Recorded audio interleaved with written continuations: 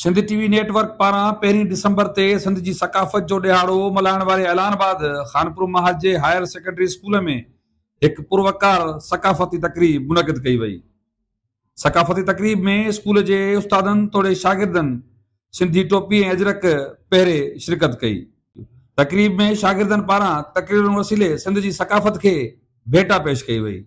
इन मौके ते सिंध टीवी न्यूज़ सां ॻाल्हाईंदे उस्तादनि तोड़े शागिर्दनि जो चवणु हुयो त सिंध टीवी ख़ासि तौर ते ही जेको पूरो इंतज़ाम कयो आहे हिन ॾियारे जी मशहूरी करण जे लाइ, इन में हूअ काफ़ी हद ताईं कामयाबी थी चुकी आहे ऐं अहिड़ा ॾियारा असांखे पंहिंजी सकाफ़त खे उजागर करण जे लाइ मल्हाइणु खपनि। छो त असां हिन वक़्तु जेको एॾो मॉडर्न दौरु आहे उन में रहूं पिया ऐं उन में असांखे पंहिंजी जेका सकाफ़त आहे उनखे अगरि ज़िंदा रखिणो आहे त पोइ असांखे अहिड़ा ॾियारा मल्हाइणा पवंदा। असां माशाल्लाह ते ख़ुशी कईसीं सिंधी सकाफ़त हलाइण लाइ ऐं कल्चर डे साल बाद में ईंदो आहे। सॼनि असांजा कम हुआ, असां सॼे वक़्तु कमु कयासीं। शाइरी हुई, कुझु गाना हुया, कुझु डांस हुया, असां हिते कईसीं। जाम छोकिरा आहिनि फर्स्ट ईयर इंटर जा हुया, नूनी स्कूल जा बि आया, जाम उस्ताद साहिबा आया।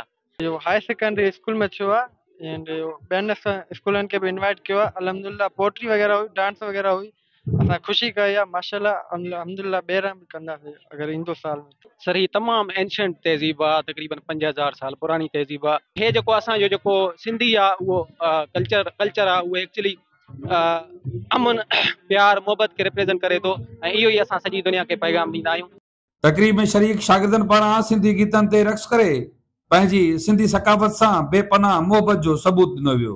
कैमरामैन अलीजान सां गॾु साहिल काज़ी, सिंध टीवी न्यूज़, खानपुर महर।